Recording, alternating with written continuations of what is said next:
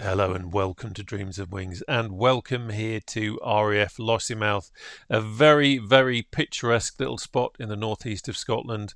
I was lucky enough to live here for a few years in the mid-80s. It's a frontline base, very much, and always has been. Back when I was here it was Buccaneers, Jaguars and Shackletons and Sea Kings, but more about that shortly. And yeah, it's lovely place to fly from. Obviously, being up here, the weather can be quite spicy. But here we are today on live weather, and it's not looking too bad at the moment. These days, it's home to the Poseidon and the typhoons, as you saw there.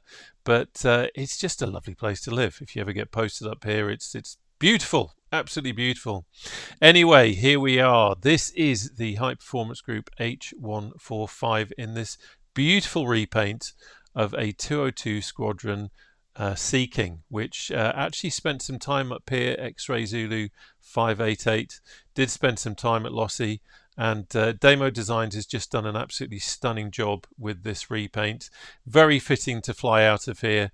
And the nice thing also to know is that X-Ray Zulu 588 is still very much alive and being looked after by a fantastic group of people called Historic Helicopters, and she's still there. So it's wonderful to be able to fly a tribute to her in the H145 using the action pack, but also using the Davy Aerosoft Random and Anywhere, which is what it's called on flightsim.to, or Random and Everywhere, which is what it's called in other places.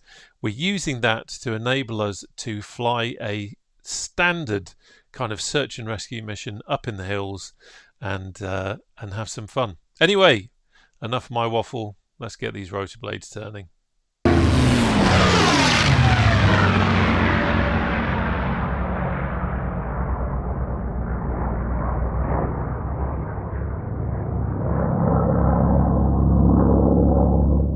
Well, here we are in the helicopter, ready to go. It really is a fantastic place to be. I have to say, the H145 from High Performance Group was the helicopter that got me into flying helicopters in the sim, and it really is fantastic. This, of course, is the HEMS variant, so we have the machines that go ping and all that kind of stuff, and somewhere to have a nice cozy nap if you feel like it. And of course, a big red bag full of Kit Kats, Snickers bars and other snacks. Anyway, a couple of things. First of all, I should say this video is made with huge respect to the crews that flew search and rescue helicopters back in the day in the RAF, and also with respect to the guys and girls that fly HEMS missions these days also. So there may be a little bit of humour in this video, but always done with a huge amount of respect, because the responsibility and the pressure of flying this kind of stuff when you've got someone in the back who is potentially dying, and keeping the crew, the patient, the aircraft safe, and carrying on and doing what you need to do. I don't know. I just take my hat off to them. So where are we? We are here. This is RAF Lossiemouth in the centre of these circles here, these range rings. So it gives you an idea of where we are. This is our operating area. Of course, again, back in the day, they would have been primarily the idea was search and rescue was to rescue downed pilots, but of course they ended up doing an awful lot more than that most of the time. Including going out to oil rigs. Remember the Piper Alpha disaster, winching people off trawlers, as well as going off into the mountains. Incredible work that they did. If you want to have a look, actually, not now, of course, but later on, check out do a search on YouTube for ITV Rescue. It was a series filmed towards the late 80s. Looking at 202 Squadron here at Lossie, and it'll give you an idea of what they had to do. Anyway, so the first thing that we need to do, and by the way, I normally live stream this stuff. Normally at the time that I'm making this video, I'm live streaming it, but I thought I'd make a video because it's been a while since I did a proper edited video. But if you want to delve more into this kind of thing, if you've not seen it before, check out the back catalogue of streamed live videos. And you'll see a whole load of stuff going on, because actually today what we're going to be doing, instead of using the random and anywhere part of this mod, because really the idea is that it will chuck anything at you. You don't know what's going to come your way. But you can also customize it, and that's actually what we're going to do. We're going to customize it to give us a nice mission, a nice kind of old school search and rescue mission up in the Cairngorms. So the first thing we need to do before we do anything with the helicopter is we need to fire up the mission. So I will do that now, and we just wait for that to come through. See the red line there at the bottom. There we go, and I'm just going to wind that out a little bit just to give us a bit more range. So this is enabling us to choose the ranges for where things are going to be, because I'm going to be choosing something a little bit more specific, and that's where it gets important. We're going to have single player, of course, because that's what we are, and let's get cracking. So you can see here it's saying that we're not connected. To connect, we need to turn on the radio, our mission radio, which is down here, and to do that we do need to now put the battery on. There we go. So we've got battery on, and actually while I'm up here, let's have some lights on because we're going to start whizzing things around. So just wait for this to come alive. We're waiting for that power up test to say power up test okay. Hey, good morning all. Ready for the missions? Yeah, let's have a look at the crew. Hey Frank, good morning. Good morning, Frank.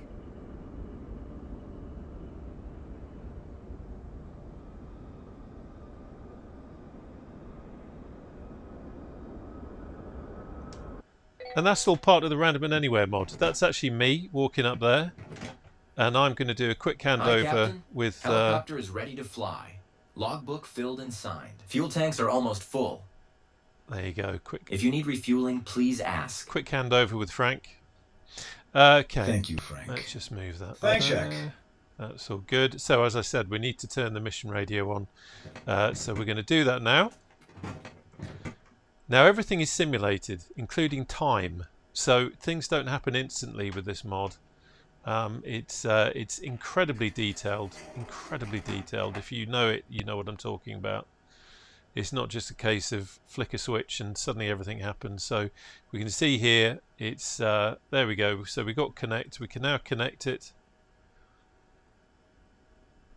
Now at this stage, what I would normally do, and you can see from the streams, is I will just let it chuck a mission at us, but that's not what we're going to do. So you can see here, it would be doing its thinking. This is simulating us sitting back in the crew room, having a cup of tea and a slice of toast, and we're waiting for the phone to ring to call us out on a shout. And at some point soon, if I don't do anything, if I don't intervene, it will throw a mission at us. And I don't know what that's going to be. It could be a whole variety of different things. It could be search and rescue. It could be more of a kind of a HEMS role, in that we're flying to a road traffic accident, that kind of thing. But what I'm going to do is I'm going to give us a custom mission. And I want to give us a search and rescue mission. So I'm going to select a mission. In fact, let me just lock off the head tracking, because then it's a bit easier, isn't it? I'm wanting to do search and rescue. So we can, let's have a look at here. Missing hiker on a mountain. That's what I want. So we'll select that. Happy with variant 2. Reported missing person during hiking. Search and rescue is required. I'm leaving all this automatic here because that's something that, you know, the mission will figure out itself. I kind of want to leave some random elements in here so it's not all particularly planned out. So select variant 2, and I want to, let's see, custom location. Okay, so a couple of things we can do here. One, we can type in a location here using a grid reference, for example, or we can select it using the map. So that's actually what we're going to do. And I'm going to position us, let's have a look. I'm going to put us round about, yeah, we'll go around about there.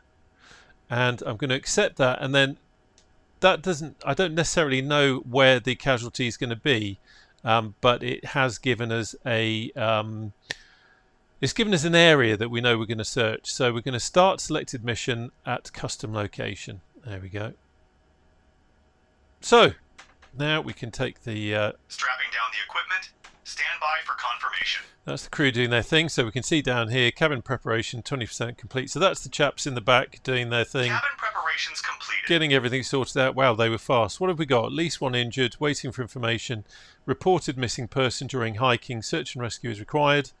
And then we're just waiting for information about rescue vehicles present because we haven't got anything. Sometimes when you're doing a mission like this, it will suggest that you pick up mountain rescue. Quite often that's if there's any really bad terrain involved, including cliffs and that kind of stuff. But we haven't got that today. So we are going to start the engines now. Last time I started with 2, so this time I'm going to start with 1. Preparing for engine starting sequence. 1, 2. I should say, while we're just doing this, the other mods I've got going on here are the Kickers sound pack with voice effect and also the M. Gonzalez H145 sound pack as well. Both really good to adding extra immersion, especially the voice pack. Area clear. Ready to start engine 1. Okay, so we will go to engine 1 start. Let's have a quick look down here. We have got sufficient battery, so that's absolutely fine. I'll leave the numbers up there and we can put engine 1 to idle.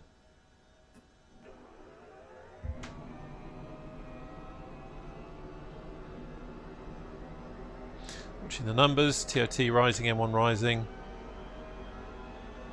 oil pressure rising. GPU disconnected. Ready to go. Good day. That's Frank going off, he's done his thing.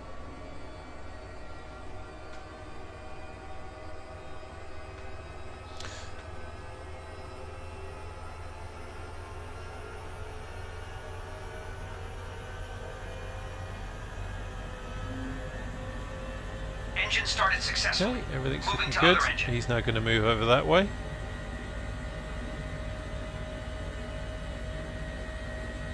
Engine clear.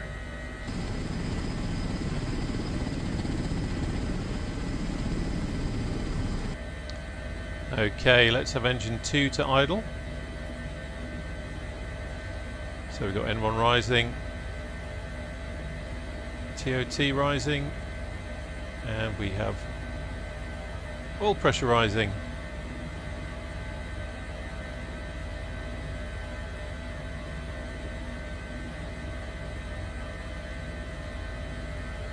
All engines started successfully.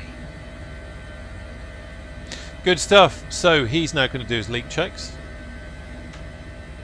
We can do a couple of things Hold here. on. Performing leak checks. There you go. Yeah, I did tell him. He does like me to tell you he's doing his leak checks. Let's have DC reception on. We can now have transfer pumps on and prime pumps off. LAVCS to pilot. We'll have pitot heat on. And I will leave everything else as it is at the moment. Quite happy with that. We will put a bit of heat on actually. It's a wee bit cold, so we can have that all done. Get some ventilation. At this stage I'm also going to put the strobe light on. The lighting in terms of cockpit lighting we don't need to worry about because we are all good with that. Okay. Let's have a look down here, have a look at the enunciator panel. This is absolutely fine. We can acknowledge that. And I am happy with the situation there. Something we can quickly do. Let me just push that. There we go. Let's just do a quick pre-flight test with the system. So pre-flight on and TOS system test OK. And now the computer's just going to do a quick run through everything and just make sure that we've not got anything we need to worry about. You can see here on the pilot's display P-flight test, so we're just waiting for that to come up with P-flight test OK. There we go, that's all good. Happy with that. So previous, back to the VMS screen. We can now put this back to, there we go. Something else we can quickly do is if I just Audio test. there we go, something we kind of would have done to start off with, but we're now testing the all our enunciator panel and all the other good stuff. Really would have done that at the start of the day, doing a check but we've got an emergency call, so we need to get a wiggle on. Do we not? Yes, we do. Okay, let's get a couple of other bits of housekeeping we need to do. We need to set the navigation mode. Now I've got the TDS GTN XI, so I have to make sure I select MSFS because we're using the nav from the mission mod to drive the what we're doing rather than anything here. So I've got that selected, but you can see we have no distance information here, and we have a white line over here. So what I'm going to be doing is first of all we go to the Garmin on the pilot side here and select home. That cycles it. I don't know why we need to do that, but it's what you need to fix it. And you can see now we've got a distance 37.7 miles, and that line will turn blue and we're all good to go. Let's give the co-pilot something nice to look at so he can have the main map. You can see here at the bottom it says on the way to the scene. So that is our crew giving instructions to the dispatch centre. Rather giving instructions, they're giving them a situation report about what we're doing. So the next phase of what we're going to be doing is on the way to the scene. By the way, I'm doing a lot of talking, and obviously normally you would just want to get cracking, but yeah, trying to show you what it's about. Okay, let's get engines to flight now. So number 1 and number 2. Everything's spooling up nicely. Watching our power here. That needs to be 101 before we can lift, and now we can bring in all our stability and everything. We will use a bit of the autopilot higher mode.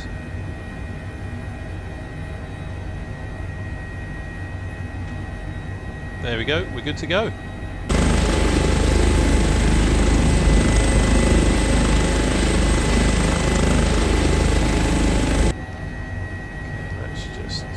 Zoom in on that a little bit.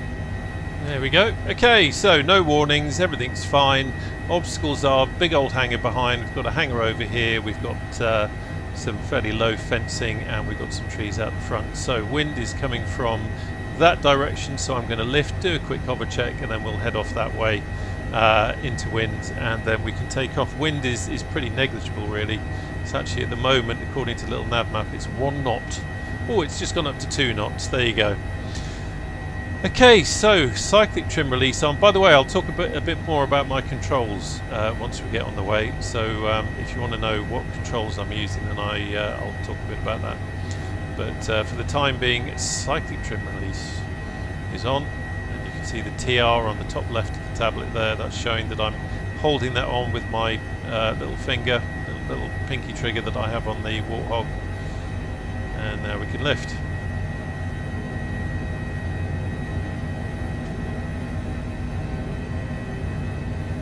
Let's do a quick hover check. Nothing nasty coming up. There's Frank heading off back into the crew room.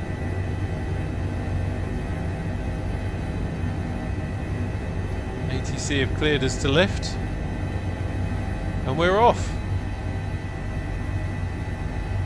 Really is nice live weather here today.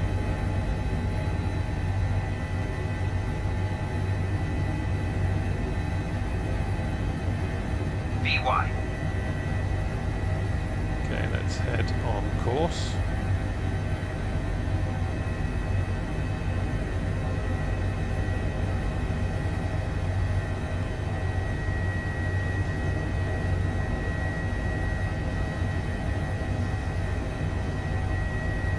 Just going to intercept the course before I do anything else, and just keeping a climb in. We've got some lumpy and bumpies up ahead.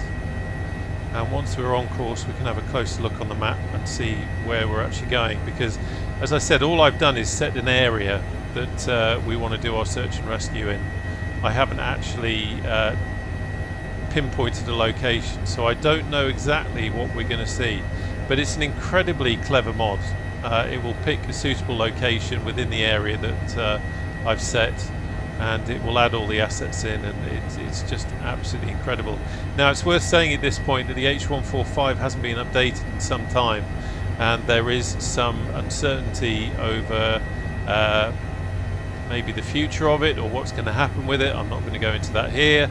If you want to read all about that, you can go over to their Discord, but at the moment, most of the time it works absolutely fine for me as it is at the moment. And obviously the mod, the Random and Anywhere mod, Andrew is working very hard to keep that updated as and when things happen, and he puts a huge amount of work into it, and he's a real world instructor on Airbus helicopters. So this is a chap who knows what helicopters are about, and also he has a incredible eye for detail. The stuff that he's built into this mod is just amazing.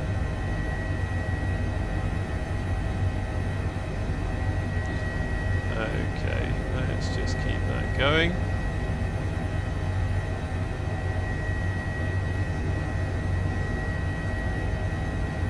So what I'm going to do now is I'm just going to pop it onto autopilot. I'm going to couple to the nav. There we go. And I'm just going to keep a climb in. Now we have to be a little bit careful with the simulated autopilot on this H145.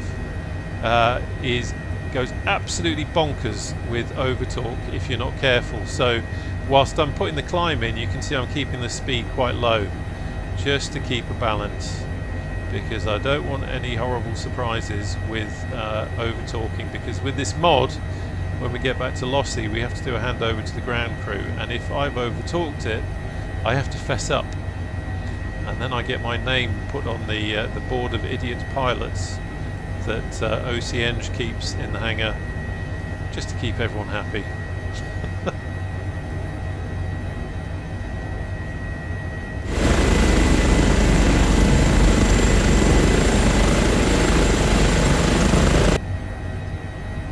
Okay, let's have we can have our nav display on now. You can see everything that is going on. I do still need to keep that climb in, so let's. I'm just using the hat switch on my cyclic. Correction, my collective. Just to for the altitude, I use the hat switch on the cyclic for speed. And also if we were in heading mode, I'd use it for to adjust the heading.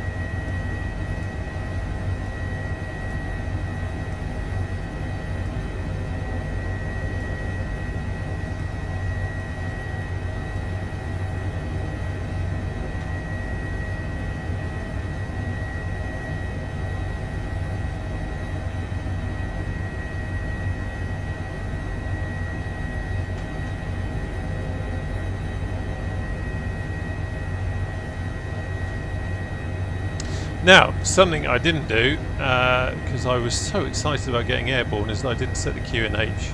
So let's quickly have a look at that. QNH at Lossie is 1019. So I'm going to set that. By the way, I should say this isn't a tutorial. I will make mistakes, but hopefully I spot them and I do something about it, like that. So there we go. So it's always worth, if you spot a mistake, just waiting to see if I spot it before you start jumping into the comments with, oh, you forgot to do that kind of thing.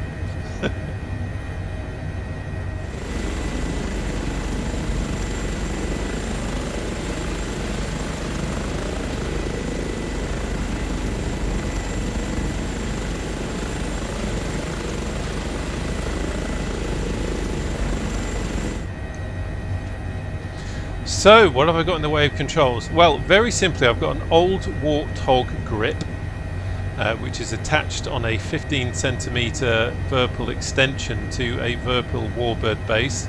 I've got springs in it at the moment. At some point, I am almost certainly going to get a springless setup, so that I've got a more realistic cyclic.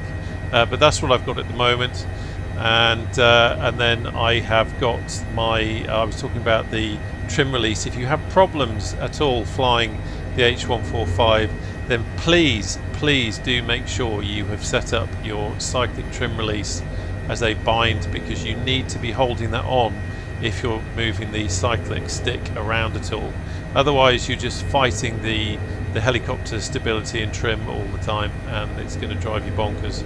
So please do remember that, it's really important. And also, if you're having any issues at all with activating the H145 in Microsoft Flight Simulator 2024, please don't ask in the comments how to do it. Head over to High Performance Group. You can go to their Facebook page, their website, or their Discord, and look out there the instructions that you need to do. They are very simple. It may look a bit complicated, but it's actually not. Have a look there, and then you'll be able to get up and running. Unfortunately, it's one of the side effects of the fact that they haven't been able to update it for a while, that you need to do that kind of manual operation. But I really do hope, I have a lot of faith in Steve and HPG, and I really hope that at some point we'll see the H145 updated, because for me this is absolutely addictive flying. It's what got me into helicopters in the sim, flying these kind of HEMS missions. It's just a fantastic way to spend some time, and when you couple it with the Random and Anywhere mod, you can spend a whole day flying missions and you've no idea where you're going to go, what you're going to face, where you're going to end up, and it just adds that extra purpose to your flying, doesn't it, mate? Hey, what do you think? Don't ignore me, I'm talking to you. There you go. How are we doing in the back? You right, lads? There's the Doctor looking very cool in his sunglasses. As I say, I normally live stream this stuff, so if you're new to the channel, keep an eye out for those. We've got a Discord, I'll put a link to that down below. But also there's a huge back catalogue of videos on the channel in live stream, and also in edited videos like this, where I'm doing this kind of stuff in different kind of scenarios, different kind of areas, but you'll get an idea of what it's all about anyway. Right, I need to start being a pilot and stop being a YouTuber, so just need to get a few things in order. I'm going to increase our speed a little bit. I'm doing it very, very carefully, because I don't want the autopilot to apply too much power and suddenly we find ourselves over talking. You can see the power bar on the left. You see that first red line, which is for single engine ops, and then you see that kind of on its side Dorito or arrowhead or whatever you want to call it. Flint arrow is what it reminds me of. Maybe that's my age. That's what we want to avoid, that flint arrow with our two engines running. Otherwise we're going to be in trouble with OCNs, as I said. Okay, quick check of everything else. We are fine, we've got no warnings, and I am happy with everything down here. So let's have a look at our destination. So as you can see, we're up in the Cairngorms National Park, and perfect. This is a great area. You can see here you've got Loch Morlich, and then we're up in the Cairngorms Mountains. So this is a really great area. You can see we've got some peaks around here. Really nice area to do some search and rescue in. And I should Obstacle ahead. Obstacle ahead. I should say that well, first of all, we're going to turn you off, and I'll talk a bit about that in a second. It is it's just perfect for doing this kind of search and rescue, and it simulates the search and rescue. It simulates it as in as long as I don't look at little nav map, which I will actually reminding myself we can now get rid of that. So long as I don't look at little nav map, I don't know where the assets are. I don't know where the casualty is going to be, and I need to search for it. And 500. And I have the benefit of a crew that will help me look out. So I might spot the casualty myself, or the wonderful crew in the back will do it for me. Now I've turned the TORs off on the TDN GTXI there. TDS GTNX. Get it right, mate. Put your teeth in. TDS GTNXI.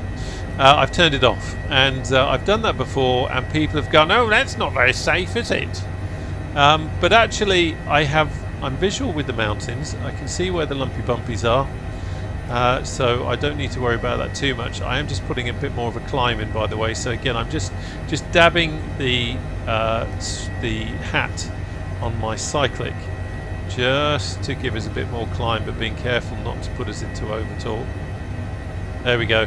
Yeah, I'm visual with the mountains, so I can maintain my vertical separation with my Mark 1 eyeball, and I have 2 of them. Fantastic.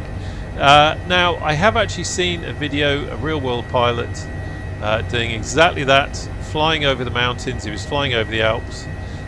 He was in I think it was in a DA62, and he made that exact point. He said, I can see the mountains, I'm flying in mountains, so that thing is going to be pinging off all the time. The GTN gets very nervous, bless her. So he switched it off because he can see. If we were flying out IFR, if I couldn't see the mountains, then by God, I'd be thankful to have the computer keeping an eye out for us as well. But for now, don't need to worry about it too much.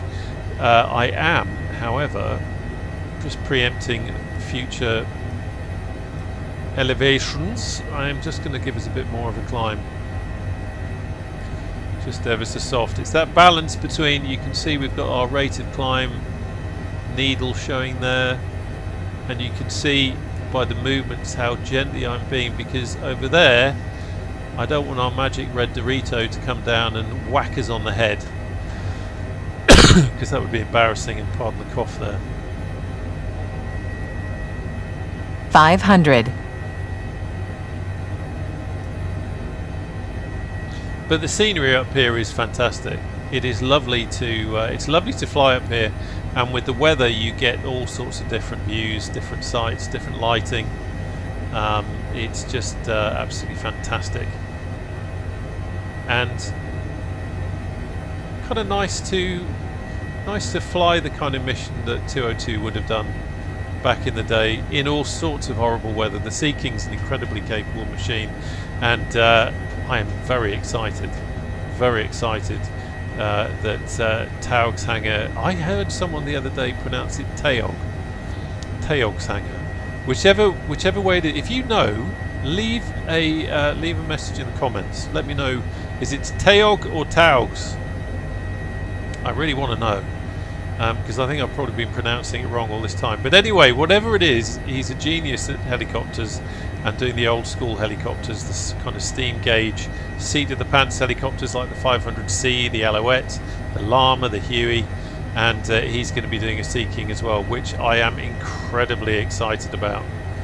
That's going to be great fun. It's interesting, actually. Well, interesting for me, maybe not for you, but if you know the channel, you know I love the old steam gauge Warbirds. I love old steam gauge GA. I'm not a fan of glass cockpit. I did just say that. Yep, I did just say that. I'm not a fan of glass cockpit. However, in the H145, this helionic system, the Airbus helionic system, it's just something different about it. And also, I think because of the way it works with the helicopter and flying missions, I only tend to fly the H145 when I'm actually flying HEMS missions.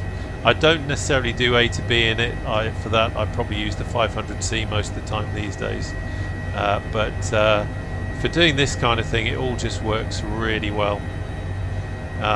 It's just perfect. So we're just coming up on Grand Town on Spey now.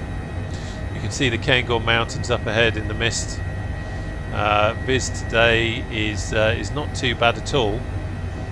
Certainly okay for what we're doing. The cloud tops, or cloud bottoms rather, the ceiling seems to be just above the mountain tops, and we should be absolutely okay.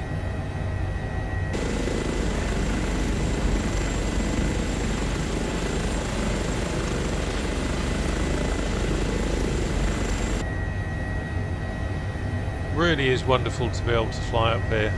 I say it all the time, and people who watch the streams are probably absolutely sick and tired of me saying it, but it's a great area because you've got a mix you've obviously got the wilderness, you've got the little villages, you've got the mountains, you've got the coastline, you've got somewhere like Inverness, so you've got an urban area.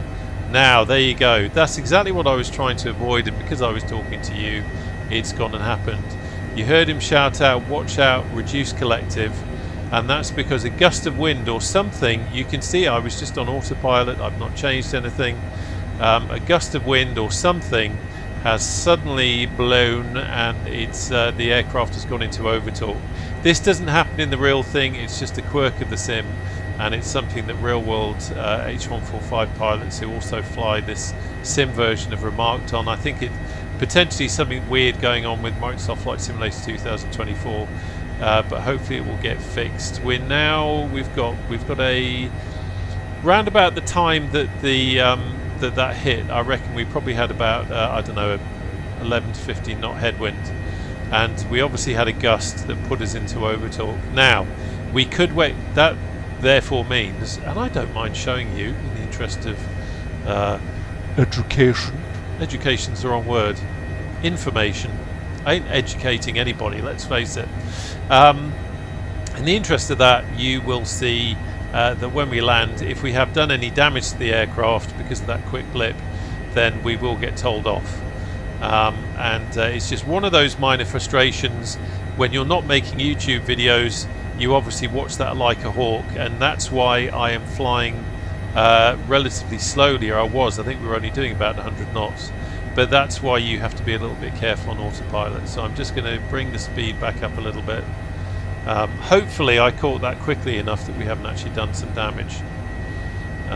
We've certainly got no warnings up on the annunciator, but if you do any kind of overtorque, you have to tell the ground crew, because they then need to check the helicopter just to make sure that the silly pilot hasn't done any damage and broken their nice shiny helicopter. So we have got Aviemore over there in the distance, thankfully, because this is a recorded video. It'll be in 4K.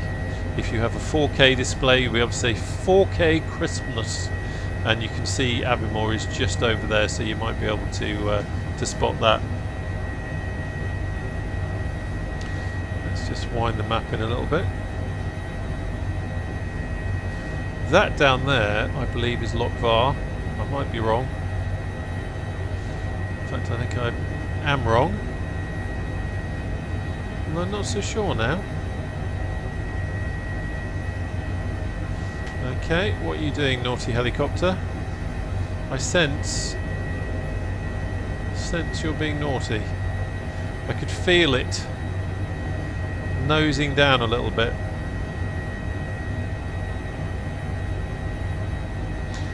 That is actually, what's it called? Lochgarten down there. Walked around that a few times. Var is probably more over there somewhere in the distance. Okay, quick check of where we are heading, because we're heading into the higher stuff now, as you can see. So just keeping an eye on that. We're okay for altitude at the moment, but we might want to do something about that. What a beautiful day. It'd be lovely up here walking today.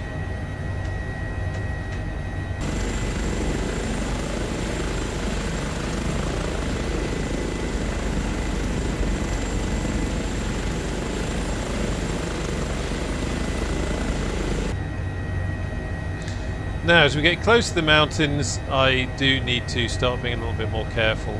As you can see, they are rather large, and we don't want to go ploughing into the side of it. If we look at the HTORS information that we have on our central MFD there, you can see that we will be first on scene.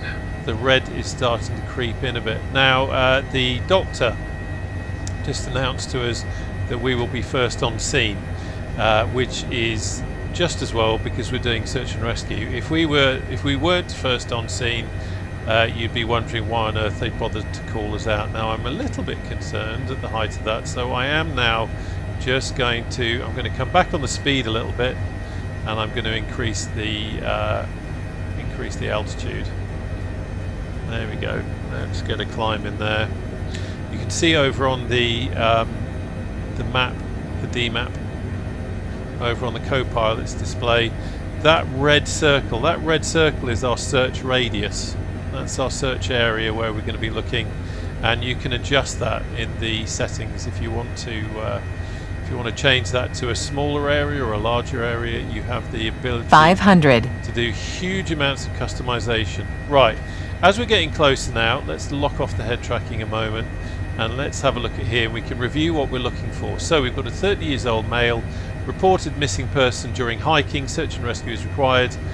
Waiting info about rescue vehicles presence. There will be rescue vehicles on the way.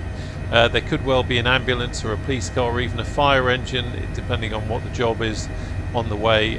But because this is search and rescue, we're doing our kind of the first bit ourselves. Landing spot default zone set, modify, we don't need to worry about that. Search and rescue, received position is the last position before contact lost. Exact location is actually unknown, and that's why it's called search and rescue. I set a possible hospital destination for our patient. Infos are available. Okay, that's the doctor working hard. We can confirm or change later. That is Lochmorlick down there, if you know the area. There's the famous Lochmorlick beach, and then over there you can see Cairngorms Mountain. You can see the car park. You can see the ski centre. You can see the funicular railway going up to the Ptarmigan restaurant. And the old ski lifts, but we are heading this way. We can see on our mission map now that it's starting to we're starting to get close to our circle, and we can see here this is the area that we're going to be in. So let's pop that back on there, and I need to now start thinking about doing pilot stuff. So we're flying. The speed that we're at now is pretty low. That's the speed that I dialed in when I put in a climb, and that's round about where we want to be for doing some search and rescue. So what I'm going to do first of all is fly us to the last known location, because that seems to be the sensible place to start, and then from that we can have a look and start doing a search.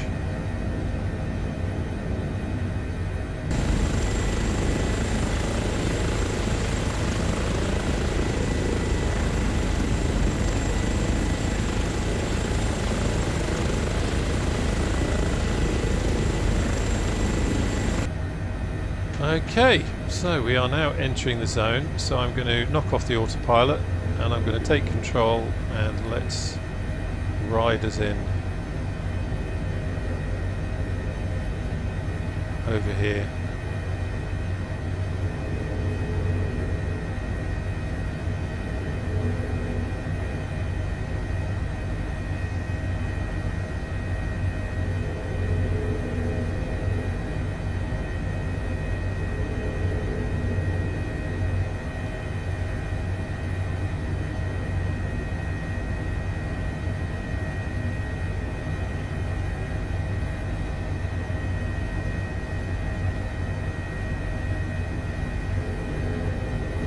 And you can see it's quite a big area. We have a it doesn't give you a tiny little spot to fly around and 1 minute later you found something, although obviously you can customize it if you want to. This is just the standard mission parameters. So it gives you it simulates a good old search and rescue, and like I said, I've got the crew looking out, and I'm looking out as well. 500. And I just realised I didn't finish talking about my hardware. So I talked about my stick. I bet there's someone who put in the comments saying you didn't carry on talking about your hardware. I am now. I do apologise. So I've got the Warthog stick, as I mentioned. I am then using a TPR Thrustmaster TPR pedals, and I'm also using a Virpil TCS. Rotor TCS Plus. I always get the words in the wrong order, but it's the TCS Plus Rotor TCS Plus TCS, whatever, throttle and collective, and it's absolutely wonderful. Of course, in this helicopter we're not using the throttle, but we're using the collective. For a long time I used the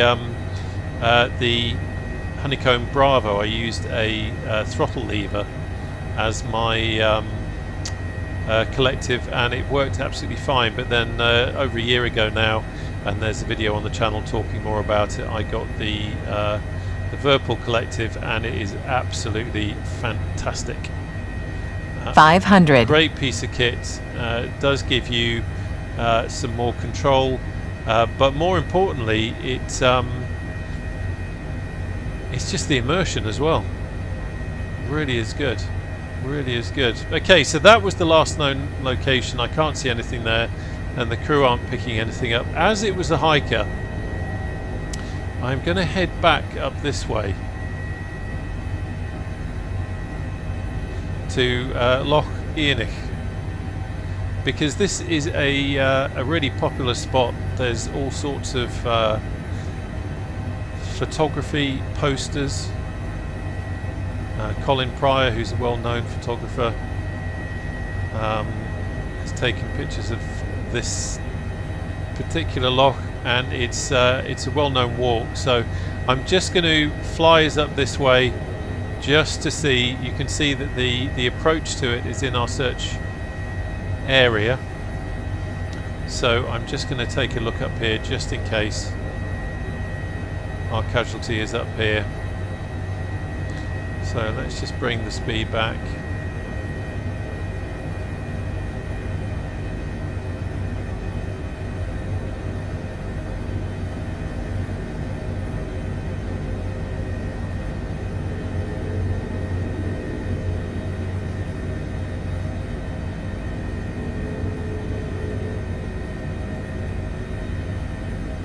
Keep your eyes open, chaps.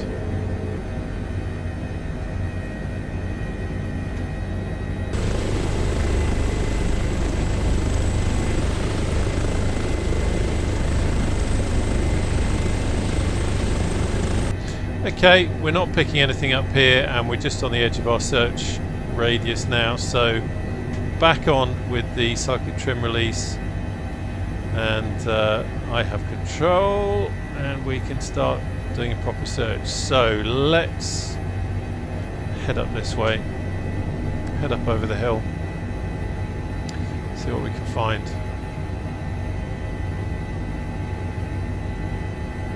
So another thing about controls is sometimes people ask about, you know, curves, sensitivities, that kind of thing. I think it very much depends on your setup, to be quite honest with you. I don't know if there is a magic set of settings for that kind of thing. I'll be honest with you, I don't fly with any curves. I just have full linear, just because I like to have that control. And I have the settings set up in a similar way in the H145, so that it's quite sensitive, very, very small, smallest dead zones that I can possibly have, just so that I have got you know, that bit more control over things. I just find it makes life a little bit easier. I think sometimes if you dumb it down too much, you're making it harder. And also, and again, this is just a personal thing, I don't have any assists on. I've never used the assists. I learned to fly the helicopters without the assists because that's what you do in the real world, and it just means that you're ready for the worst, I think, is the easiest way of putting it. But that's entirely up to you. If you want to just enjoy without the faff, and you want to stick some assists on to help you, then do what is best for you. Flight simming, let's be honest, is all about having a good time, enjoying what you're doing. If you ain't enjoying it, what's the point? So you do what you want to do to enjoy it. That's what I think. I'm just telling you what I did, and how I would do it if I was doing it again. So we're not seeing anything. We are going a little bit too fast here, so let's come back on the speed. Need the chaps to be able to have a good look. So I'm just coming around the edge of the search area here.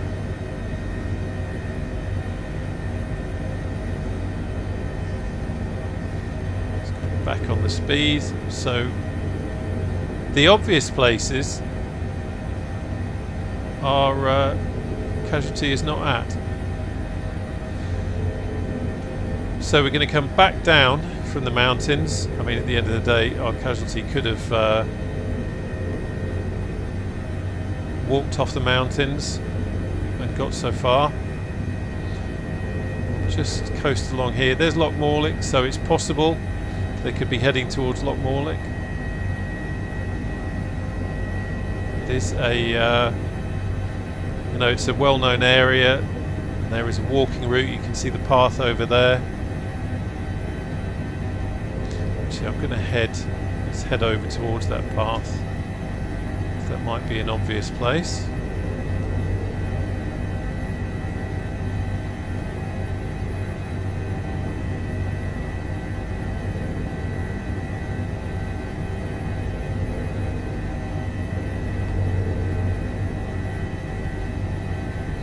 So we're just coming to the edge, so that's no good.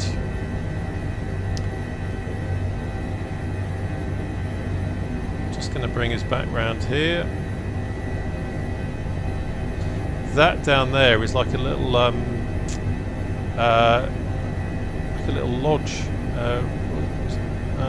Rothimurcus, I think it's called. But it's like a little holiday location. Could they have gone there? I believe we found something. Check on tablet. 11 o'clock. Okay. Well, the crew are better than I am. They've spotted something. Must be up here. Is it up here on the hillside? 9 o'clock. No. Now I want to get visual with the... 8 o'clock. Okay, we've flown over it. Okay, let's come back down. So a lot of trees around here. This could be an interesting site, or we could end up winching, but we'll see. Let's see if we can get visual with our hiker. Sometimes it's not 10 o'clock. It's not all that easy to spot them. Let's see if we can get him on the nose. Target is in front of us.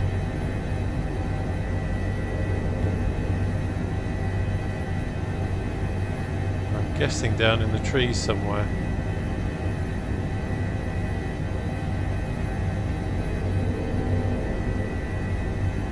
Yes, confirmed. We found our target. Okay, there he is. He's got his hands out. He's saying, "Rescue me!" Do not worry. The Royal Air Force is here.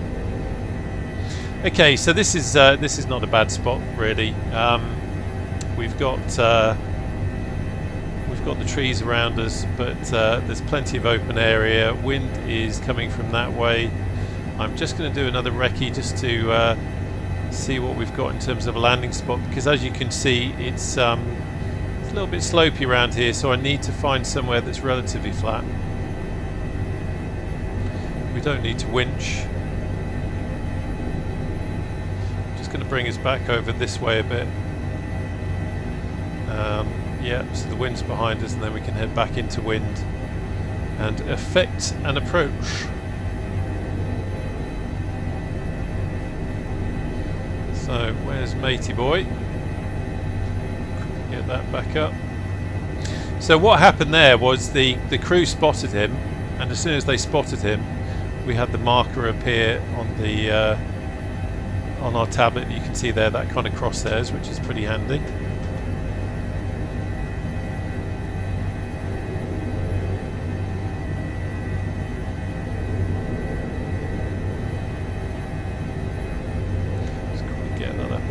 He's just over there. I'm not visual with him at the moment.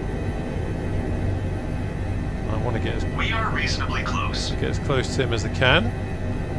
Just avoid the trees. There he is. Bring us over the tops of the trees there and between these two. Don't want to bang into those.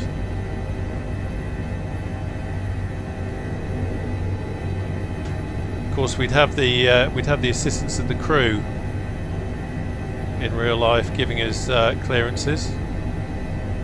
Okay, let's have a look and see what we've got.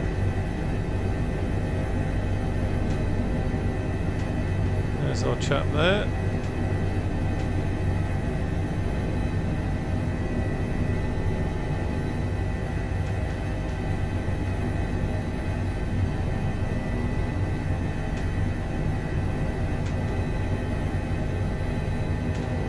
So it's a bit of a slope, but it's not too bad. I'm happy with that. And we're down. Okay, let's have engines to idle.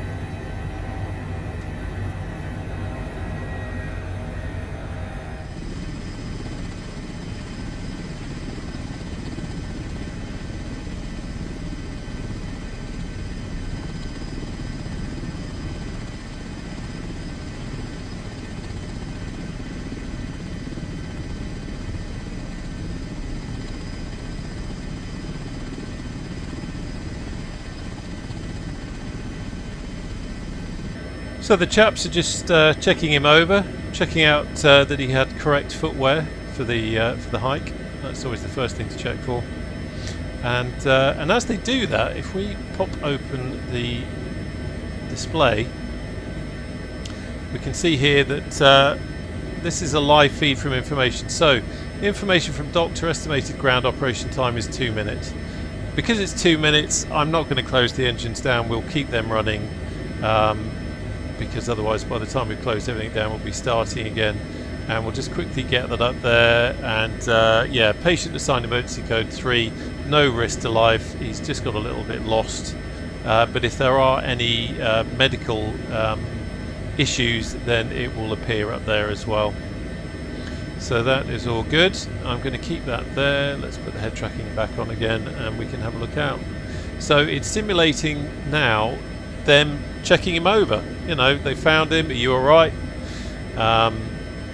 He's not exactly dressed for the mountains, so they probably checking for hypothermia as well, I should think. But otherwise, we're just doing our pilot thing at the moment. Just having a look at everything here. Our fuel state is good. Let's have the BMS page back up while we're on the ground and we're about to lift. There we go. Sometimes it takes a while for that to update a little bit. I thought we had something going on with engine number 1, but it just needed to update. You can see we've both got both engines in idle. So what's happening now? He's coming back. So it looks like he might be coming back for the stretcher. So it could well be that. There you go. So Doc has now prepared the patient for transport. So he's obviously got some kind of malady. What have we got here? Symptoms saying no info received at the moment. So maybe it's a precaution. I don't know. He's the doctor. I'm just a pilot. I just do what I'm told.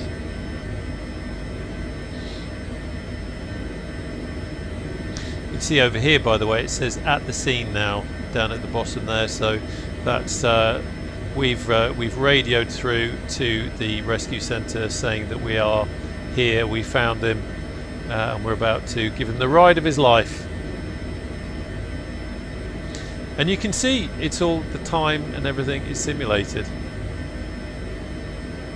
It's not a case of fly to point A and then bing, everything gets loaded on and then you fly off. So we are going to Raigmore in Inverness, which is absolutely fine. I like going there. It's a nice little flight on the way. And it's a very realistic location to go to.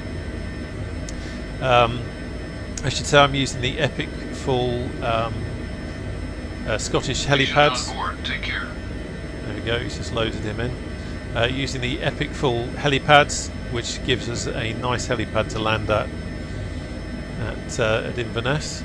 Okay, how are we doing? Just waiting for that to get sorted Cabin out. secured. Ready to fly. Okay, we're good to go. So, quick check down here. Everything is fine with our engines. Obstacles are trees over that way. Blooming Pig Mountain that way. And the wind is coming from that direction. So, lift and we will head in that direction there. We've got a nice little gap once we get above the trees. So, that's all good. Okay, let's have engines to flight.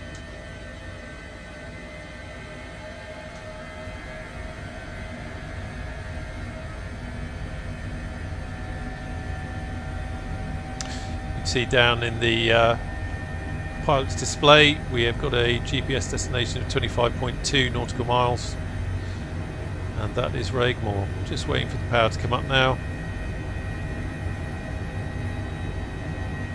101, good to go. Let's lift. So back on with the cyclic trim release.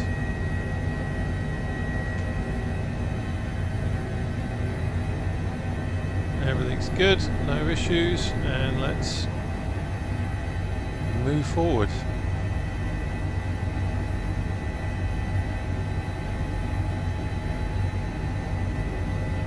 Just watching the power.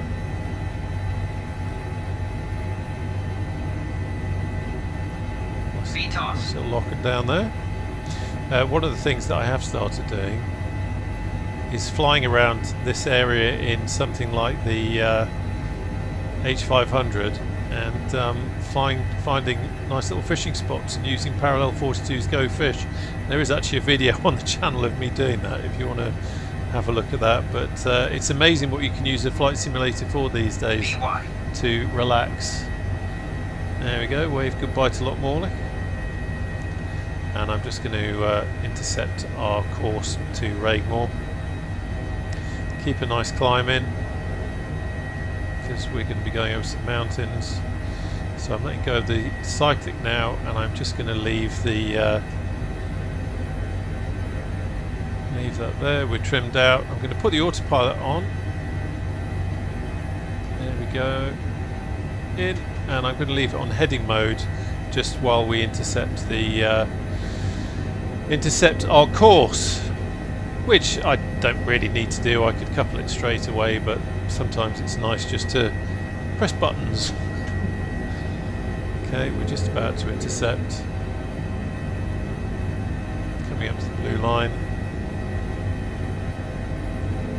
Now we'll couple it. Back over onto the collective, and let's get a climb in. You can see I'm being very cautious with the speed. Just put the speed up to VY.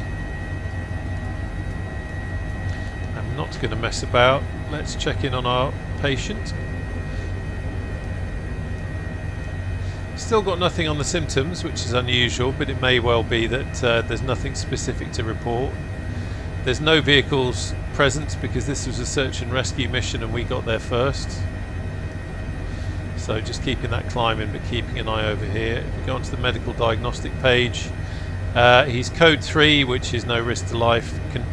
Patient conditions, he's got a life score of 68 on a scale of 0 to 100. So he's not too bad. We've got a heart rate and we've got an oxygen saturation level. Oxygen saturation level. That's what I said. Why did I correct myself? So we've got that sorted out now, and that's kind of, you saw it was red and now it's up to 90.2. Again, it simulates, and this mod is just crazy realistic. It simulates the condition of the patient changing. So he's in the back there, he's all tucked up nicely. They've given him a Snickers from the bag there. The doctor's looking cool and reassuring with his shades on. So he's feeling happy and his condition is getting better. It doesn't always go that way. Sometimes they can get worse. But for the moment, happy with that. That's all good. So just keeping that climb in. And then once we get onto the top, then we can get some speed on. You can also use VS mode to climb, but I'm just doing it this way. If you use VS mode, there's less chance. Well, you're more kind of able to look away from things and not worry about the helicopter trying to kill itself.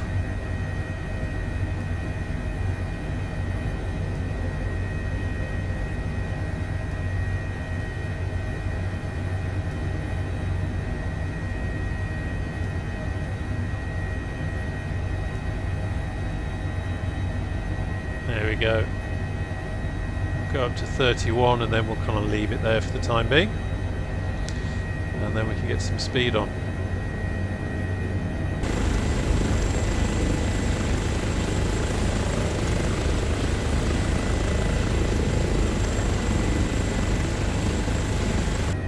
Okay, let's open up the taps a little bit now. Again, being very gentle, just dabbing the cyclic trim hat just to give us a gentle increase in speed.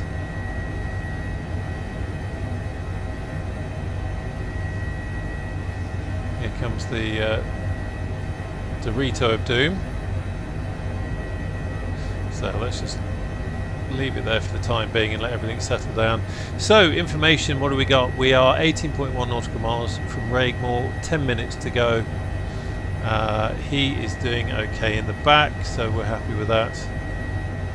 And it's a beautiful day, isn't it? Cue the music, or not. Just think of it in your head. You know the song I'm talking about. If this was some big budget TV documentary, then we would have just played a particular song. But we can't do that, can we? No, we can't do that.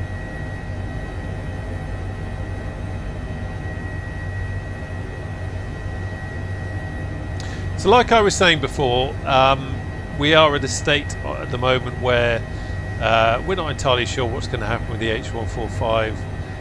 But like I said, at the moment for me it's working pretty much most of the time with the build 500 version, which you need to get from the High Performance Group Discord.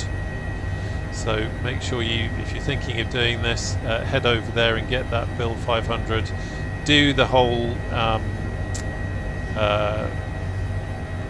doing the key code and everything thing, and getting it all set up, and then you should be okay most of the time. But like I said, hopefully at some point they'll be able to get things sorted out and get a proper update in.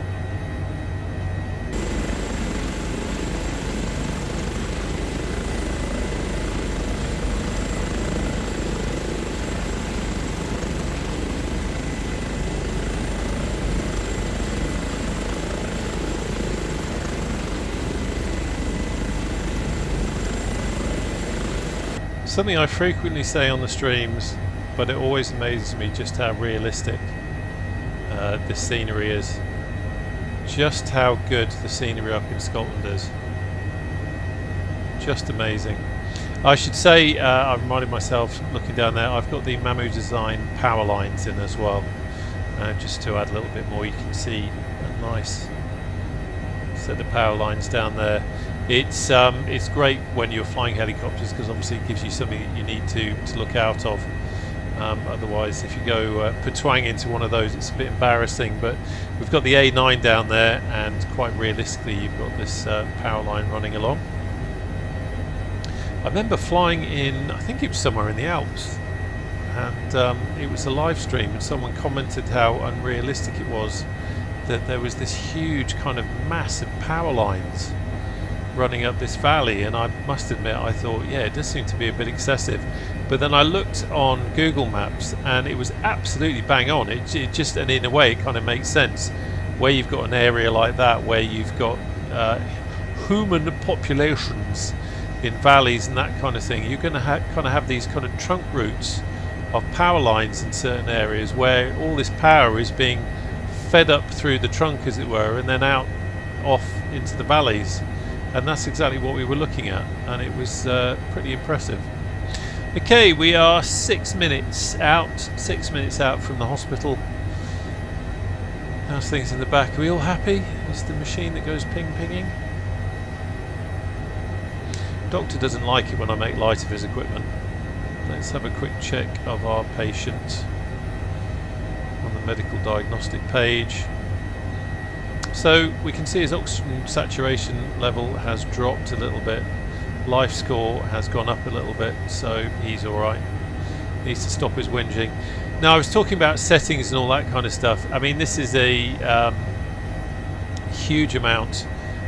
So for example, if we weren't happy with the automatic situation, we could request an ambulance, we could request a fire engine, we could request police.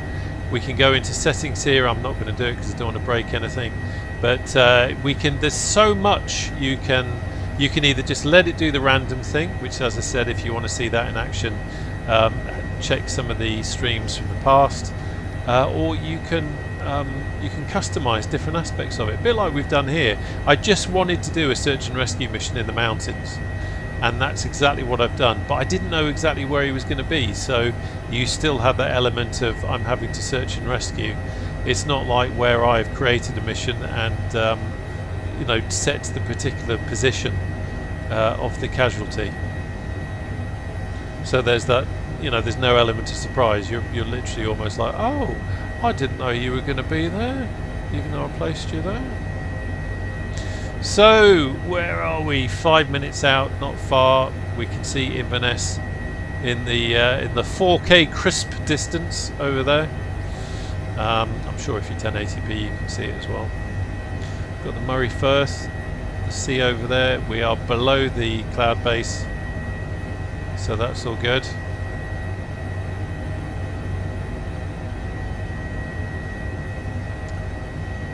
And do you know what? I just remembered when we were flying into the mountains, I think I said the ceiling. I meant the base. I bet someone's left a comment about that. But by now they've probably left, because they'll have been so unimmersed by the fact that I said ceiling instead of base that they won't see me now saying, oh yeah, it was meant to be base, not ceiling.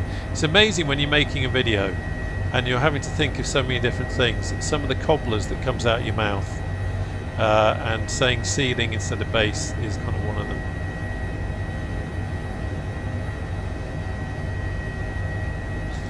But we can see Inverness coming up there now. What I am going to do is I'm going to put in a descent, because we don't want to be too high as we come in over the hospital. I'm going to take us down to 1,000.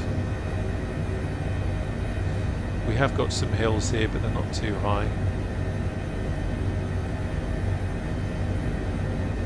And the nice thing about descending is we can just whack it in, because we know we're not going to have an overtalk situation, apart from the pilot. So down to 1,000. See the A9 over that away, just on the nose, winding its way towards Inverness. I am actually going to just level us off here.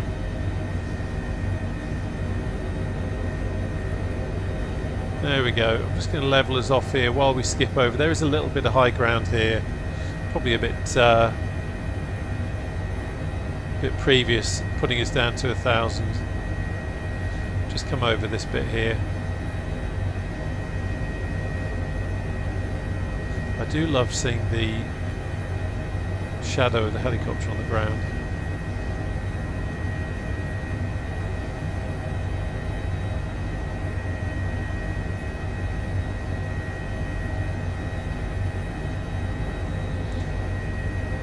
Let's start putting in a descent command again. Very shortly I'll take her off autopilot. When I first started flying the H145 I rarely used the autopilot. I actually got criticised by a real world H145 pilot for not using the autopilot enough, and that came from flying Spitfires and things, but also because I wanted to learn to fly it without just letting the computer do it. But quite rightly, you know, he was right. A real world H145 pilot would use the autopilot. It's there for a reason. 2 nautical miles from the hospital. Okay, so I'm now going to disconnect the autopilot. There we go. We bucked a little bit there because I'd nudged my collective lever. So as soon as I took the autopilot off, the collective lever said hello, and put in an input. So we can see the hospital there. You can just see the helipad. If I just move my head just kind of in the centre there, you can see the helipad. Wind is coming from that direction, so I'm just going to bring us over this way, and then we will make an approach into wind over the car park at the hospital. It does give them something to look at when we come in over the buildings, but they don't like it too much. It can be a little bit upsetting, especially if you're not into helicopters.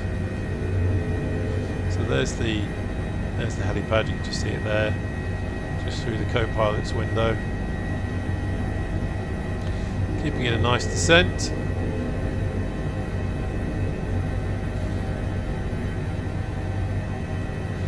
Just see the windsock there. So as I said, that helipad there is courtesy of Epic Fools Scottish Helipads Pack.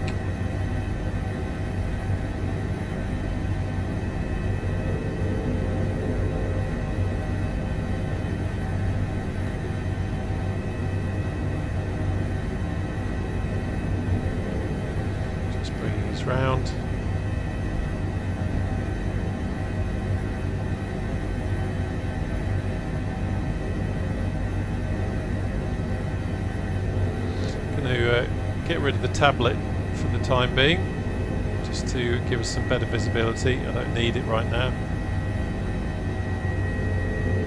500. Destination in sight. Medical crew is waiting on landing spot. There's some big old masts here. There's one just to the right there, so we are well away from that. Don't want to get caught with that. And you can see we've got a nice approach over the car park into wind. Just got that tree on the approach to keep an eye on.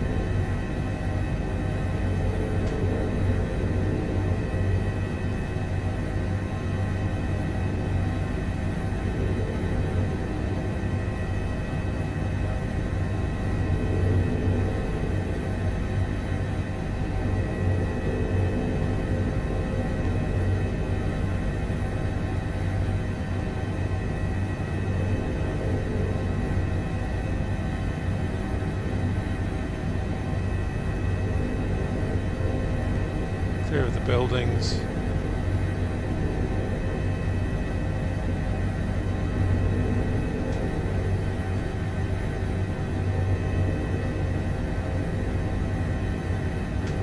Too low over the car park.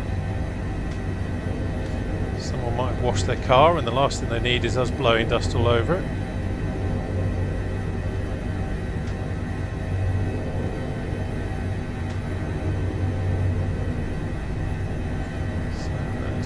Over here a tad. Rear crew, prepare for ground operations. Keep forward a little bit.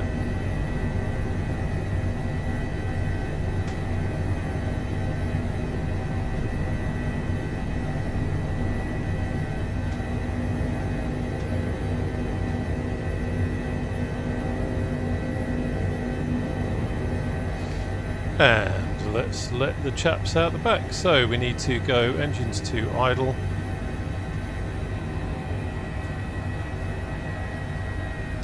We've left plenty of room at the back for them to offload. Just checking.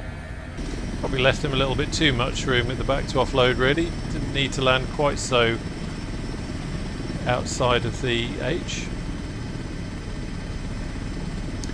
But this isn't a spot landing competition. We're saving lives. They're going to come round now.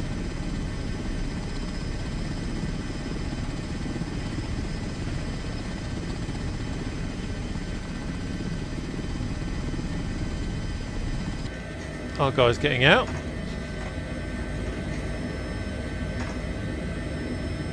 Now, if I wasn't making a video, what I'd do at this point is I'd be closing the aircraft down. Because me and the chaps need a cup of tea, but also our doctor is going to head off with the crew from the hospital, and he's actually going to go in and do some paperwork, and we'll see that if I bring the tablet back out.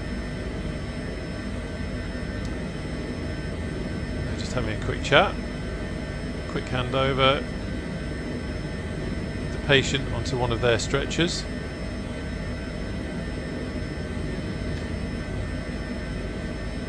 Guys bringing our stretcher back. Thank you very much. Government property. Don't leave it lying around.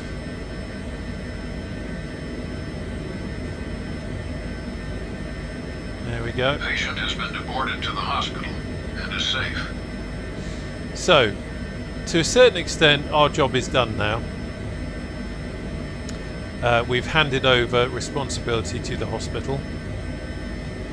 And there goes the hospital crew.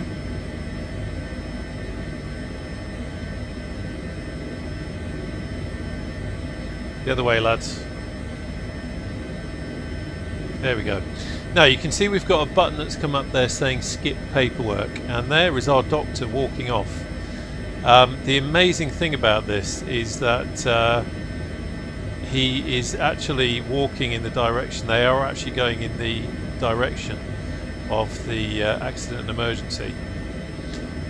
So they're going to the right place, but they're going off to do the paperwork. And like I said, at this point, if we weren't making a video, we'd close the aircraft down. I'd probably go and make a cup of tea, and it simulates the time that it takes for him to do the paperwork before he comes back. It's that realistic. However, we're making a video, you haven't got that time to do that, so I'm going to press skip paperwork.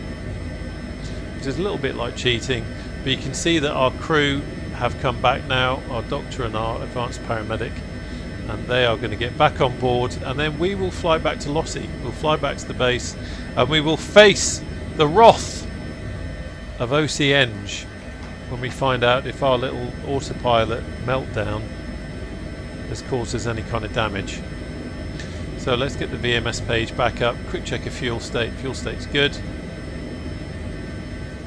Cabin secured. Ready to fly.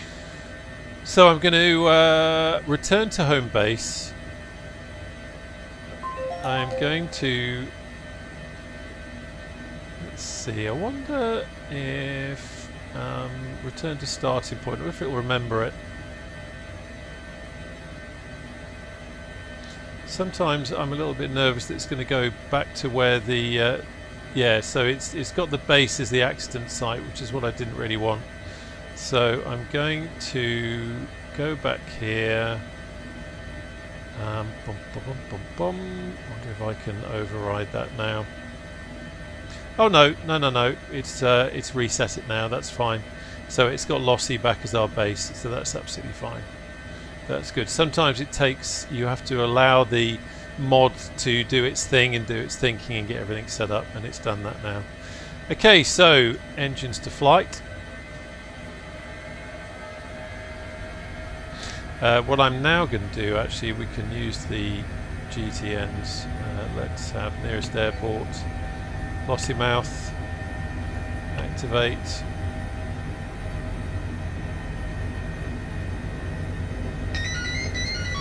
Now the reason it's done that is because it thinks we're still on call.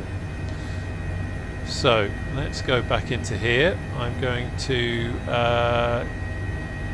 ignore that. I'm going to, let's just lock that off. Dispatch control page, and I'm going to say that we're unable for dispatch. So if I press that, back to main screen. There we go. I'm not going to press accept dispatch on that because I want to leave it as it is.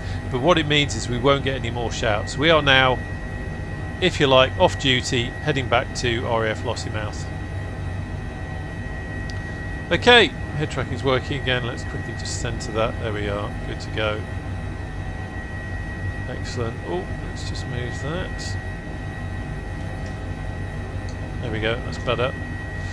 Okay.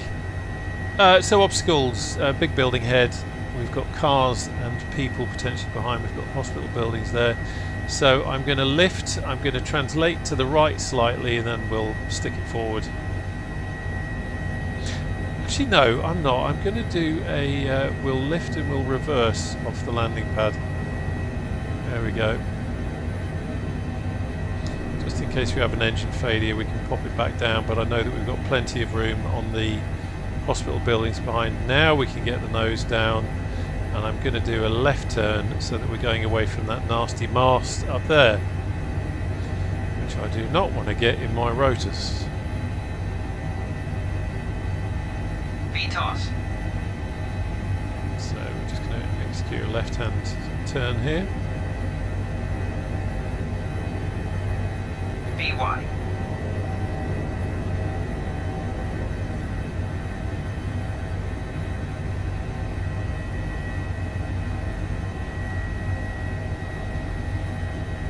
Detail here, really is. Always gets me. I think it's always fantastic when you get people who might not necessarily be avid flight simmers, or maybe haven't touched a flight sim for a while, and they watch a video, and especially if they recognise the local area, they're just amazed at the detail. It is incredible. Okay, let's pop you onto autopilot. Then I'm going to couple you. There we go. And we are heading to Lossie. There we go. So I'm still actually using, I've put Lossie into the GTN, but we're still using the mission to drive the nav.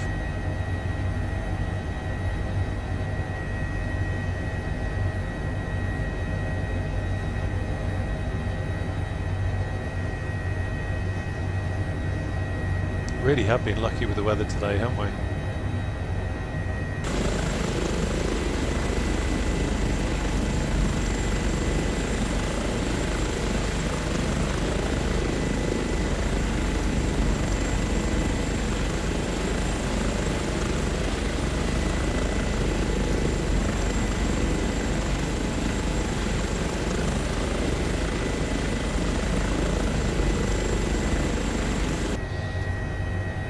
There we have Inverness Airport over there, and you can see the Bristow's Coast Guard hangar, and then you can see the tower, and then just to the right you can see the little HEMS base there, which I've flown from a few times on videos.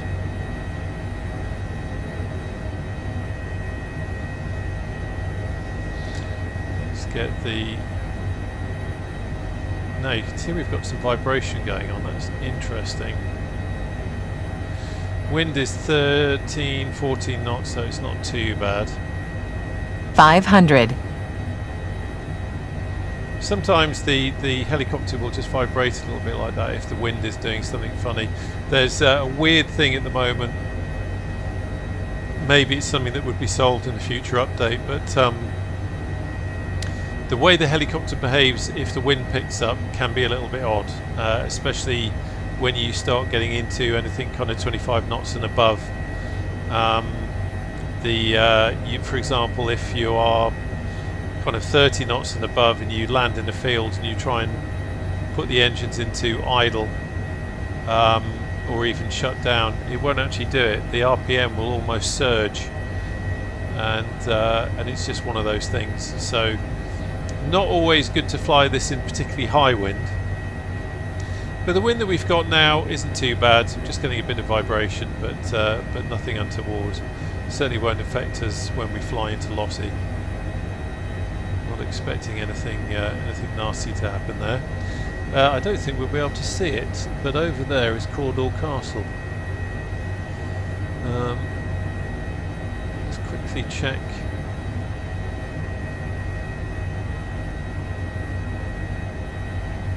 Really see it because it's over there in the trees, but I think I can see something. But yeah, all you can probably see is trees and some buildings, but I think I can just make out where the castle is. But that is I think it's Orbex. I've got the Orbex North pack, so it is modelled on there, which is quite good. But you can see from the map there pretty much where we are. Findhorn Bay over in the distance.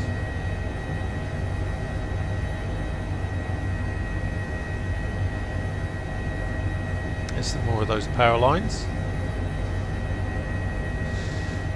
So anyway, if you have watched this far, you must be into this kind of stuff, so I'd love to know what you're doing. Are you using this mod at all? How are you getting on with it? There is all the links, by the way, are down below, but there is a fantastic Discord for the random and anywhere / random and everywhere mod. Well worth checking out there if you're looking for any help or anything. Really great community around this. There's Nan over there.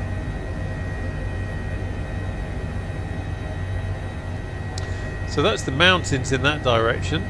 That's where we flew our mission, but now we're just flying across along the coast. A bit more relaxed, we've done our job. Muggety and a bacon sarnie hopefully waiting for us at the other end.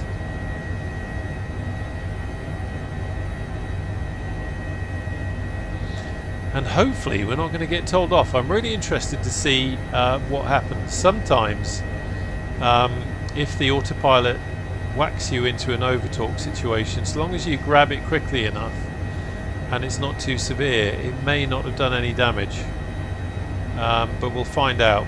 We'll find out when we do the handover. I'm quite happy to be told off, because at the end of the day, although it was on autopilot, I should have really been keeping a closer eye on it, and also because we were up in the mountains, I should have been better prepared for the for things to go wrong. The eagle-eyed amongst you may have noticed that in the central MFD there we've got WXR and above it we've got fail. That's just because I haven't turned the weather radar on. We don't need it, so I haven't got it on.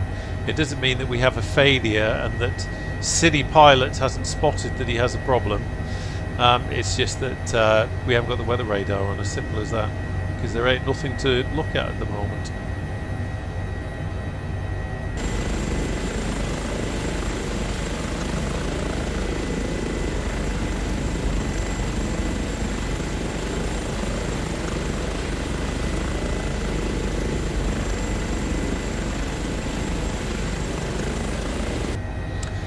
So there's Findhorn Bay up ahead, and we will almost certainly fly over Kinloss. I'm using the Nick B007 Kinloss as well, so we've got some nice scenery there. And I just hope that one day he does Shawbury. It would be wonderful to have RAF Shawbury, birthplace of baby RAF and military helicopter pilots. It would be wonderful, so I'm hoping that he will turn his attention to that, but he's done a great job with these RAF bases.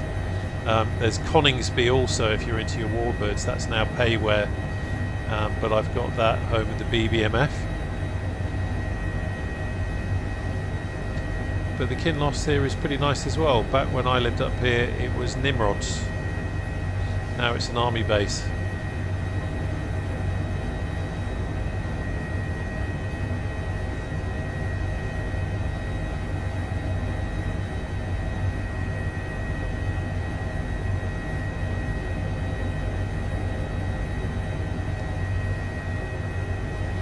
By the way, if you're still here, I should also say we have a fantastic Discord, really good bunch of people. We've got a warbird section, a helicopter section, a general aviation section, and a Discord really is only as good as the people that populate it, the community. So if you're on Discord, do come along and say hello. Okay, quick check now, 6 minutes out. Everything is looking good, we've got no warnings.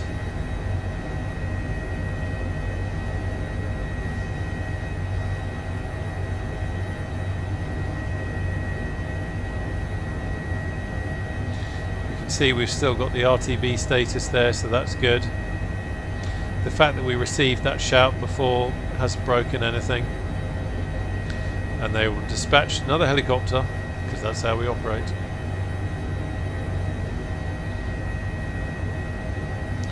Coming up over Kinloss.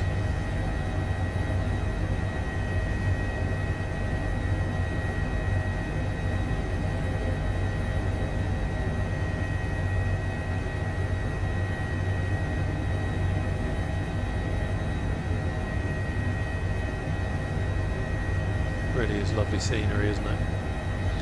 Hopefully you can appreciate why I love flying around here. There is, like I said earlier on, there's such a mixture of mountains, coastline, beautiful scenery.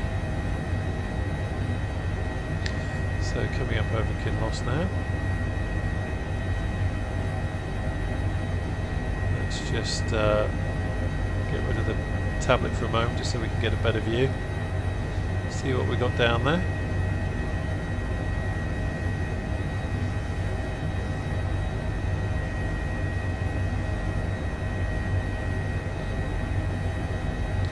Looks like one of our Poseidons has diverted.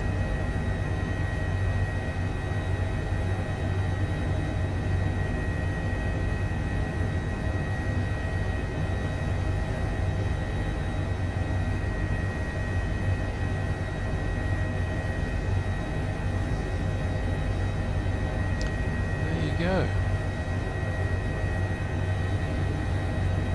So, talking of Poseidons, just on the nose now, you can maybe just about see on the coastline, you can see the Queen Elizabeth aircraft carrier out to sea, but then you can see the big Poseidon hangar, that big kind of grey building, which is really in the distance, but it does stick out. I'm not sure what it's like for the guys flying here these days, coming into Lossie, but I'm sure since that hangar went up, it's probably a little bit more obvious where Lossie is when you're just looking out the cockpit and not looking at the instruments. But of course, professional pilots are always checking their instruments. So let's see what we have got. So we've got a wind coming from that way, but it's nothing particularly impressive. So I'm going to, we'll do an approach to 2-3. This helicopter has got the ability to do an ILS approach, but we're not going to do that. We'll just do a quick visual approach into 2-3 and then hover taxi back to our base. For tea and medals, bacon butties, and all that kind of good stuff. So I'm going to, there we go. Just get manual control again.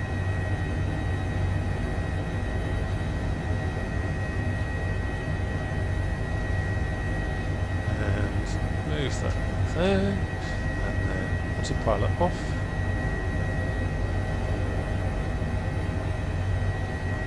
Sweep us round. It's actually quite handy having that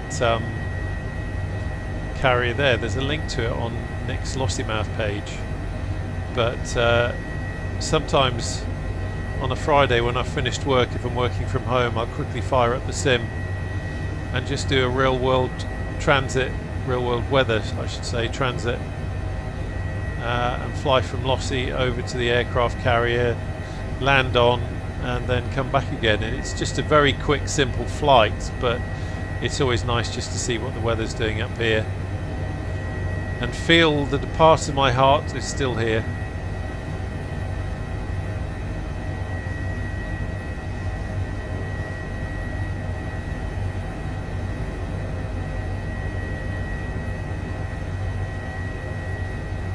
So there we have Lossie.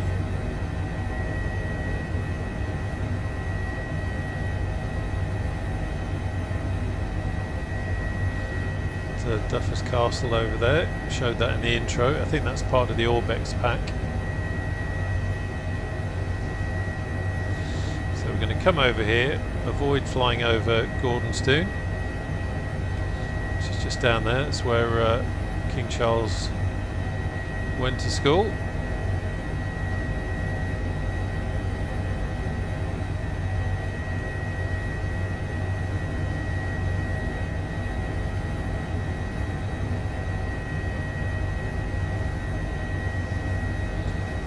Bring us round here. Keep to the keep the lighthouse to the right of the helicopter.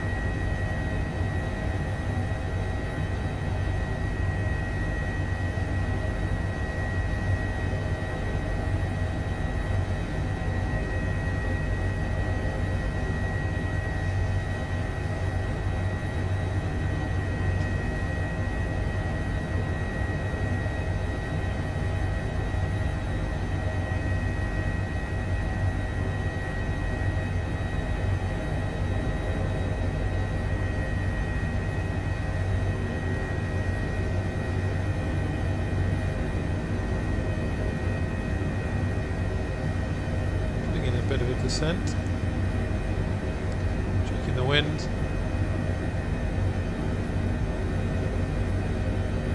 Now if I wasn't making a video and I had multiplayer on, I'd be checking the skies like a hawk, because Lossie can sometimes be quite busy with fast jets, and the last thing you want to do 500. Last thing you want to do is get in the way of Typhoon on final approach.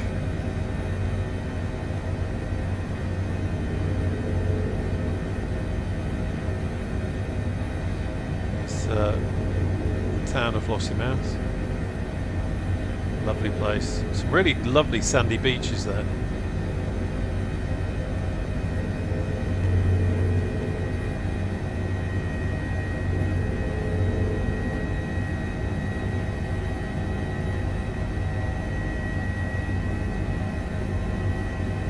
So doing more of a curved warbird approach than a straight in approach.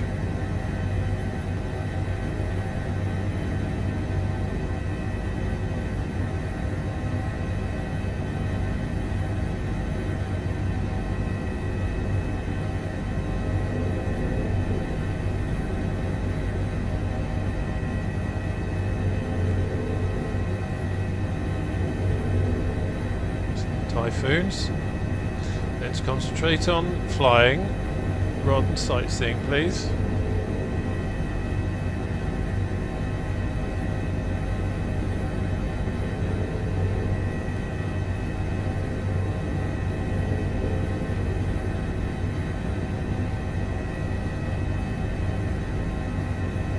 So we're just going to hover taxi back to our lines.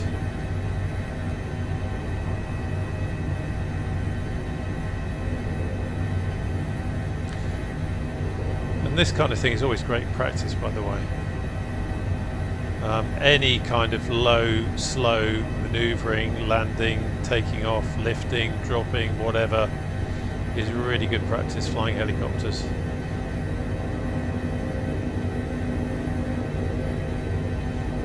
Keeping the collective where it needs to be, which is making tiny corrections, moving the obviously the anti-torque pedals, working with those. The H145 though is such a modern, stable helicopter that it's not too much hard work. Certainly not like the Huey or the 500C, where this kind of flying requires a bit more work and attention.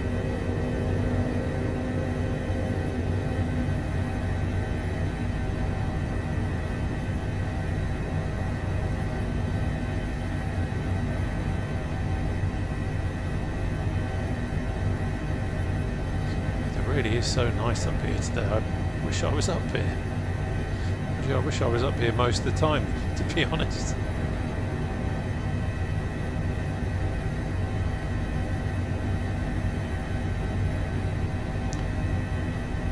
Very lucky to have lived here as a young lad.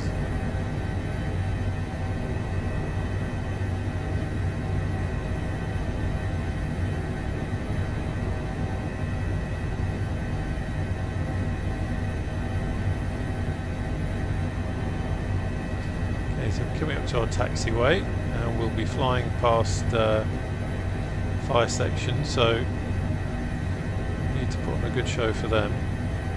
Don't want them thinking that we're unsafe.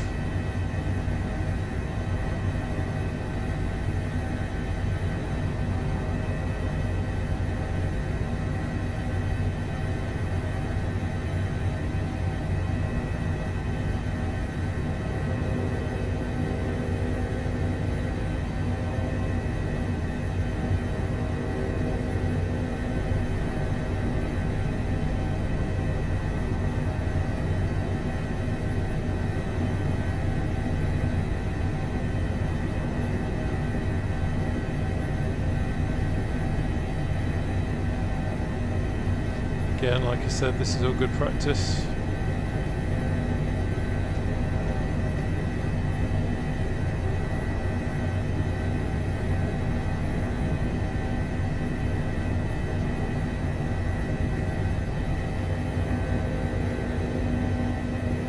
Really need to concentrate to not let the helicopter get away with you. Picked up a little bit too much speed there. So let's just get that back under control. Obviously, I'm doing a little bit of excessive hover taxiing here. In real life, you wouldn't be doing this, but I always like to take the opportunity to do a bit of practice.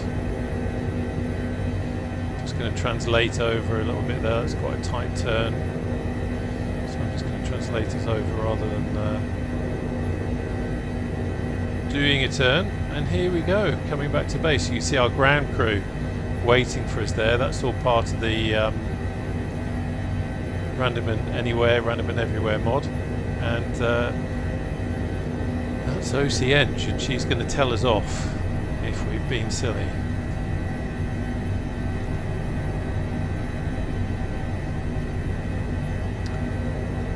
I'm just going to hand on hips. I think we might be in for a meeting with the CO. Hats on, no coffee.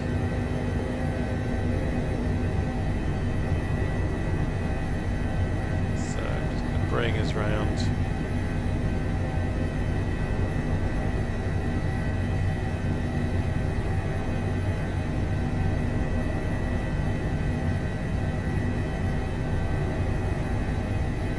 Give her a bit of space.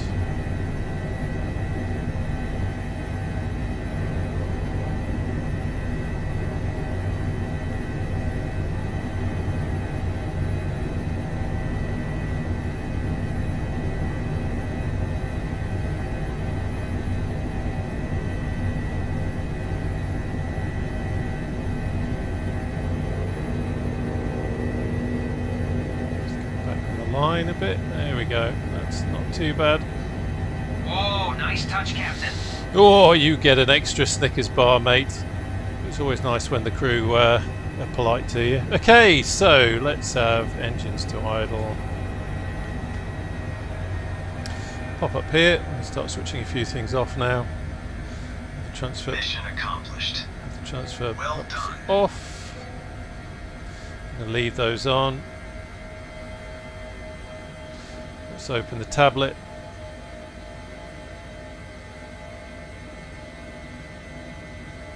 Let's get the VMS page back up.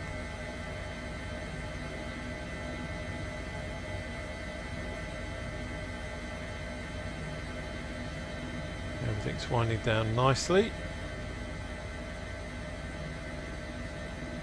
Set the LOVCS off, and we'll have pitot off now as well.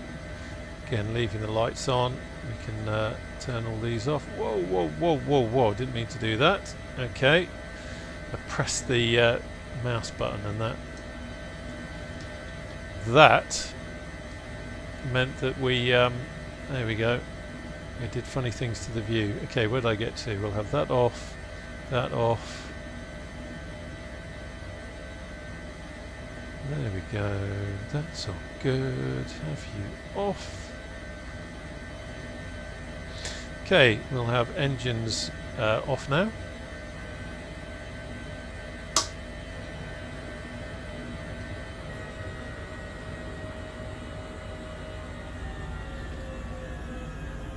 All that winding down.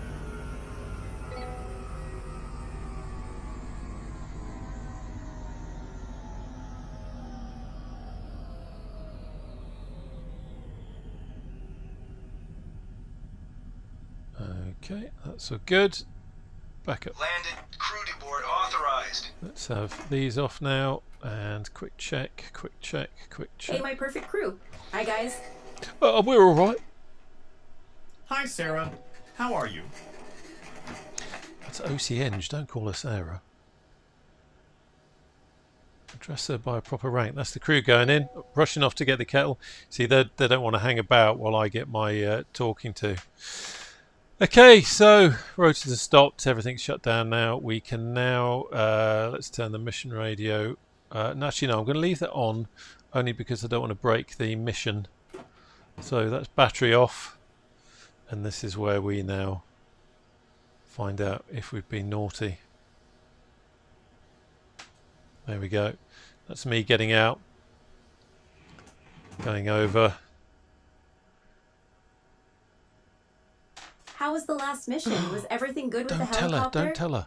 Hi, Sarah. I'm sorry. We have some bad news for you. There you go. We exceeded the torque limits. We had failures. They are reported in the technical logbook.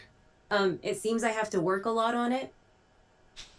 Don't worry, the helicopter is now in my precious hands. It will be ready to fly for the next mission. Thank you. So there you go. So that when the autopilot put us into an overtalk situation, it did do something. It did register. Doesn't always, but in this case it did. So we can do that and then come back to here. We'll abort that because we can come out of it, and I'm just going to quickly pop into here, failures, and just see if we actually have anything up there. So nothing there. So we've got low pressure in the hydraulics on there, and that's fine. So that's the failure that they were referring to. Interesting. Okay, so that must be I guess it's simulating that because we had the overtalk from the autopilot. Thanks, autopilot. I should have known. Anyway, it's just me now. They've all rushed in to get a brew on, so I need to do the same. I hope you've enjoyed the video. It's really interesting doing this kind of flying, and it's wonderful that we can still do it, and I do hope that the high performance group keep on top of the H145 and keep it going, because I love doing this stuff and I want to keep making videos and showing them to you as well. Anyway, as I said, thanks for watching. It's been a pleasure having you along, and I look forward to seeing you again on the channel very soon. Take care now. Bye bye.